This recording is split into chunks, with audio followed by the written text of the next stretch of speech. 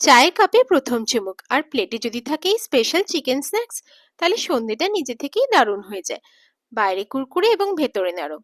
এই রেসিপিটা যদি আপনারা একবার ট্রাই করেন তাহলে বারবার বানাতে ইচ্ছে করবে। কাজের ফাঁকে হোক, পরিবারের সাথে আড্ডা হোক বা বৃষ্টি বিকেল হোক, এমন চিকেন স্ন্যাক্স মুড ফ্রেশ করে দেয়। এর জন্য আমি 300 গ্রাম চিকেন ছোট ছোট করে কাট করে পিস করে নিয়েছি। এবার চিকেনগুলোকে আমি একটা স্টিকের মধ্যে কাটবো।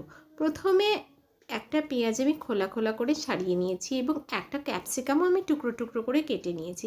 একটা পেঁয়াজ, একটা ক্যাপসিকামের টুকরো, একটা চিকেনের টুকরো এবং আবার একটা ক্যাপসিকাম দিয়ে আমি এক একটা স্টিক তৈরি করেছি। এভাবে আমি 10 থেকে 12টা স্টিক তৈরি করে নিয়েছি। 300 গ্রাম চিকেনে পুরো চিকেনটাই আমি এখানে ব্যবহার করিনি। এবার প্লেটের মধ্যে প্রত্যেকটা স্টিক নিয়ে তার মধ্যে কিছু মশলা দিয়ে দিয়েছি, যেরকম স্বাদ মতো নুন, গোলমরিচ গুঁড়ো, লাল লঙ্কা পাউডার, আমি এখানে কাশ্মীরি লঙ্কা দিয়েছি, 1 চামচ আদা বাটা এবং 1 চামচ রসুন বাটা দিয়ে দিয়েছি এবং সবশেষে দিয়েছি কাঁচা সর্ষের তেল। 2 চামচ আমি এখানে কাঁচা সর্ষের তেল দিয়ে সব কিছু একসাথে ভালো মতো আমি মেখে নিয়েছি। চিকেনের সাথে ক্যাপসিকাম এবং পেঁয়াজের সাথে এই মশলাগুলো যত ভালো মতো মাখা হবে তত খাওয়ার সময় স্বাদ বাড়বে।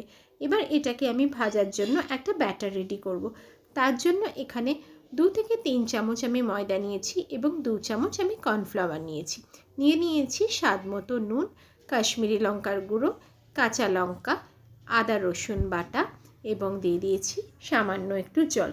জলটা আমাদের বুঝে বুঝে এখানে দিতে হবে, একবারে বেশি জল দেওয়া চলবে না, কারণ ব্যাটারটা আমাদের যাতে ঘন থাকে, খুব পাতলা না হয়, তাতে ভাজার সময় অসুবিধা হবে।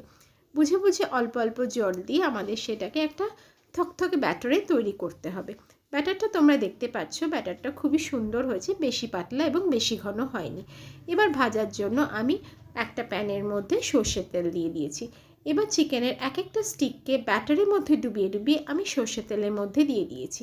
এখানে আমাদের খেয়াল রাখতে হবে তেলটা যেন 60% গরম হয়। এবার আঁচ কমিয়ে ঢাকা দিয়ে এক একটা পিঠ আমাদের 10 থেকে 15 মিনিটের জন্য ভাজতে হবে।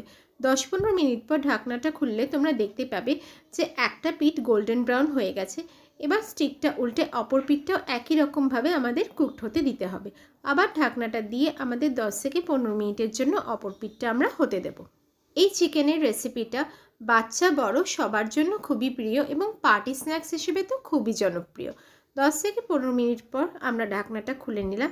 এবার দেখব যে দুটো পিঠই আমাদের গোল্ডেন ব্রাউন হয়ে গেছে। বাড়িতে কোনো অতিথি এলে তোমরা খুব সহজেই চিকেনের এই স্টার্টার রেসিপিটা বানিয়ে ফেলতে পারো এবং তাদেরকে খুশি করে দিতে পারো। এই রেসিপিটা তোমাদের কেমন লাগলো ট্রাই করবে এবং আমাকে কমেন্টে অবশ্যই জানাবে। দেখা হবে আবার পরের রেসিপি।